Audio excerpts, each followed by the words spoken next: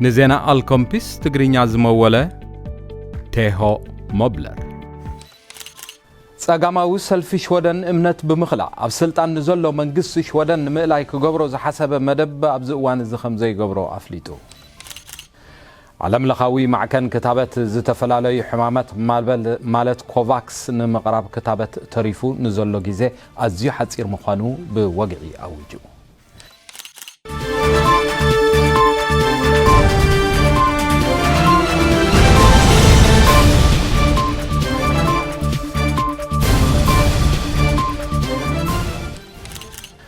نلومي خب زبلنا يوم زيناتات قلر استاتهم كتكاتاتلو صنيحكم ناب زرزر زينا خطوكم يخملكم قنيكم كبرات تخاتلت مدبنا 10 تخلت تقمتي 2020 كاب استوديو الكومبيس زيناتات بزرزر اب شودن نحقي مسل سراحتنياتاتن مخلاسو اب زتلعل الزعبا زنقلو مسحاب تختيلو زحالف سمون ጸጋማዊ ሰልፊ ሽወደን እቲ ነባር ሕጊ ንምትንካፍ ዝኾነ ይኹን ፈተነ ተተኻይዱ ኣብ ስልጣን ንዘሎ መንግስቲ ንምእላይ ዝኽእል እማመ ምኽላእ እምነት ኣባይቶ ሽወደን ብምቕራብ መንግስቲ ንምውራድ ከም ዝንቀሳቐስ ኣፍሊጡ ምንባሩ ዝፍለጥ ኮይኑ ሕጂ ግን እቲ ሓሳብ ንግዚኡ ደው ከብሎ ከም ዝሓሰበ ኣብ ወንበርቲ ሰልፊ ኣፍሊጡ ኣሎ ኣብቲ ትማሊ ኣብ መንጎ ሰልፍታት ፖለቲካ ዝተገብረ ቀጥታዊ ቴሌቪዥናዊ ክትዕ ነቲ ን50 ዓመታት ከይተሐደሰ ክሰርሕ ዝጸንሐ ሕጊ ስራሕ ሽወደን ንምምሕያሽ ብመንግስቲ ምርመራ ክካየድ ድሕሪ ምእዛዙ ብወገን ጸጋማዊ ሰልፊ ብርቱዕ ተቃውሞ ከም ዘልዓለ ይፍለጥ በዚ መሰረት ጸጋማዊ ሰልፊ ወይ ከዓ ቨንሰር ፓርቲየት እንተደኣ ሕሉ መንግስቲ ንምእላይ ዝኽእል ድምፂ ምኽላእ እምነት ኣብ ስልጣን ንዘሎ መንግስቲ ኣልዒሉ ሰልፍታት ሞደራት ሽወደን ዴሞክራሲ ክርስቲያናዊ ዴሞክራሲ ክድግፍዎ ምዃኖም ከም ዘፍለጡ ይዝከር ይኹን እምበር ኣብ ናይ ትማሊ ርክብ ሰልፍታት ጸጋማዊ ሰልፊ ንዘተ ምስ መንግስትን ደገፍቱን ዕድል ሂቡ ከም ዘሎን ኣብቲ ዝተገብረ ክትዕ ከዓ ብዙሓት ሃገራዊ ህልው ጉዳያት ከም ዝተልዓሉን ኣብቲ ጋጣሚቲ ተረኺቡ ተዋደደ ጸብጻብ ኣረጋጊጹ ኣሎ ሰልፊ ቨንሰር ፓርቲየት ወይ ከዓ ጸጋማዊ ሰልፊ ንመንግስቲ ሽወደንን መሻርክቱን ዕድል ብምሃብ ተወሰኽቲ ሰሙናት ናይ ዘተ እዋን ክኸውን እውን ጻውዒት ኣቕሪቡ ከም ዘሎ ጸብጻባት ኣረጋጊጾም ዓለም ለኻዊ ማዕከን ክታበት ማለት ኮቫክስ ኣንጻር ኮሮና ዝወሃብ ክታበት ንምቕራብ ዘሎ ግዜ ኣዝዩ ሓፂር ምዃኑ እንተኾነ ግን ንጸረ ኮቪድን ካልኦት ሕማማትን ዝምልከት ዝወሃብ ክታበት ምዕሩይነትን ፍትሓውነትን ብዘለዎ መገዲ ንመላእ ዓለም ንምክፍፋል ሃብታማት ዓበይትን ቁጠባ ዝውንና ሃገራት ዓለም ኣብ መደብ እቲ ማዕከን ክጽምበራ ብዓለማዊ ውድብ ጥዕና ዝግበር ዘሎ ጻዕሪ ኣወንታዊ ምላሽ ክህባ ከም ዝግባእን እቲ ማዕከን ከም ዘተባብዕን ማዕከን ጻውዒት ኣቕሪቡ ኣሎ ሃገር ኣሜሪካ ድሮ ምስቲ ውድብ ጥዕና ዓለም ዝነበሮ ርክብን ዝኸፍሎ ክፍሊትን ከም ዘቋረፀን በኣንጻሩ ሃገር ቻይና ኣብ ርእሲቲ ኣባልነታን እትገብሮ ምትሕብባርን ዝሓለፈ ሰሙን ኣብቲ ምክፍፋል ክታበት ብፍትሓዊ መገዲ ዝገብር ማዕከን ክታበት ኮቫክስ ከም ዝኣተወትን እቲ ማዕከብ ንዝወጠኖ ውጥን ከተተግብር ሃገራት ምትሕብባርን ከዛይዳ ኣገዳሲ ምዃኑ ኣብቲ ዝኣተወትሉ እዋን ጻውዒት ከም ዘቕረበት ይፍለጥ معكن كتابة كوفاكس بعالم ودب تعنا كتابة مدهانيتن بمعروين رتعون واغان نقول حزب عالم نمكففال تباهيلو زتمسرته تكال مخوانو يفلت اتي بأوروبا وحبرة زوات حدش بوليسي قداي إيميغريشنن زوصو ممرحتاتن عبد تقبابرو بزملكت كاب كون النتزرحق مخوانو اب عوده إيميغريشنن مسرح تعوا حتون زخونو خيلاتاتن سراحتنياتاتن زتقسي حدث ابصاب رغاغيصو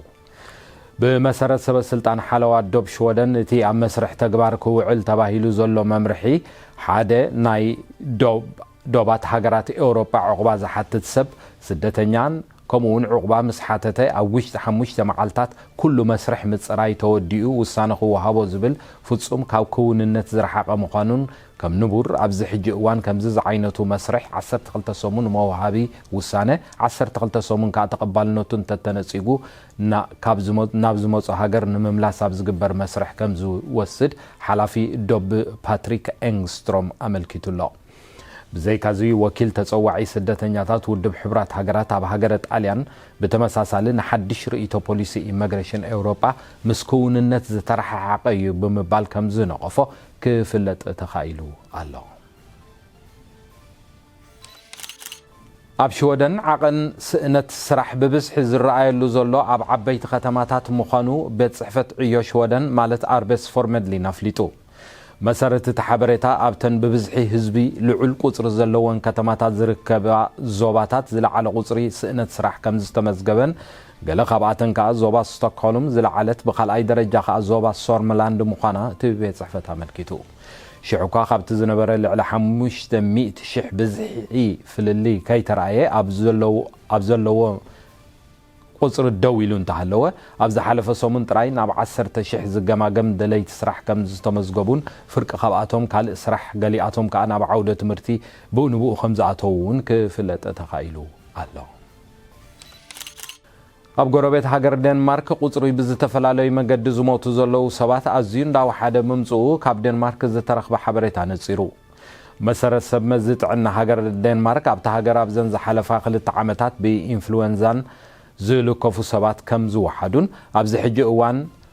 ብሰንኪ ቫይረስ ኮሮና ኩነታት እንዳሃለዎ እውን ቁጽሪ ምዉታት ኣብታ ሃገር ምንካዩ ኣወንታዊ ውጽኢት ናይቲ ዴንማርክ ከም ሃገር ዘተኣታተወቶ መምርሒታትን እገዳታትን ንመኸተ ኮሮና ምዃኑ ጸብጻባት ካብ ኮፐንሃገን ሓቢሮም ኣለዉ ዝኸበርኩም ተኸታተልቲ መደብና ካብ ውሽጥን ወፃእን ዝረኸብናዮም ዜናታት ብሓጺሩ ከቕርበልኩም እየ ኣብ ገማግም ባሕሪ ሃገረ ቱኒዝያ ሓንቲ ስደተኛታት ሒዛ ትጓዓዝ ዝነበረት ጃልባ ብዘጋጠመ ሓደጋ ብዙሓት ዝተጎድኡ ተሳፈርቲ ከም ዘለውን ንገሊኣቶም እውን ህይወት ንምድሓን መስርሒ ይካየድ ከም ዘሎ ሎሚ ንግሆ ካብ ቱኒዝ ዝወፅእ ሓበሬታ ኣመልኪቱ ኣሎ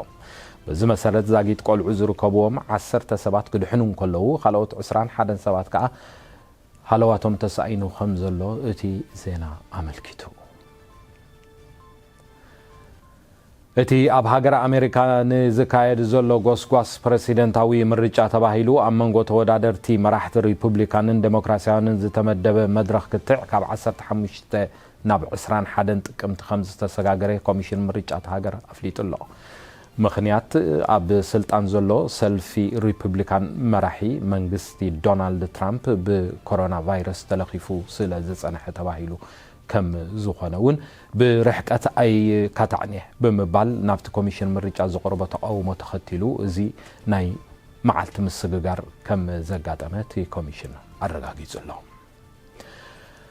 ሃገር እንግሊዝ ብሰንኪ ኣብ ሓደ መዓልቲ ዝተመዝገበ ዘሻቕል ቁጽሪ ተለከፍቲ ቫይረስ ኮሮና መንግስቲ ሃገር ኩሉ ናይ ምዝንጋዕ ማእከላት ምዕጻው ዘጠቓለለ ሓድሽ መደብን መምርሕን ከውፅእ ከም ዝወሰነ ጸብጻባት ካብ ለንደን ሓቢሮም ኣለዉ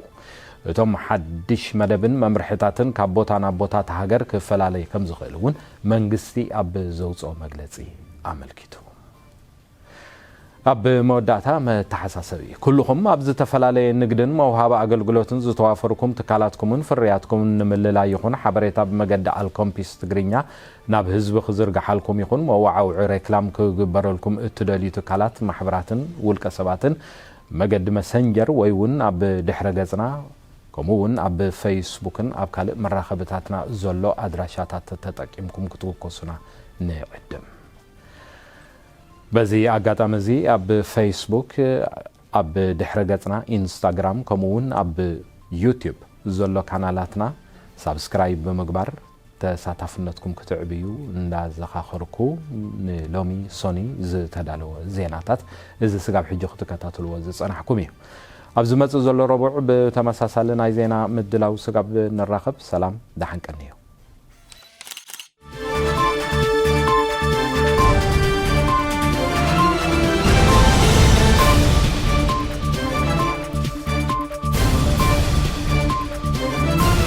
ንዜና ኣልኮምፒስ ትግርኛ ዝመወለ ኬሆ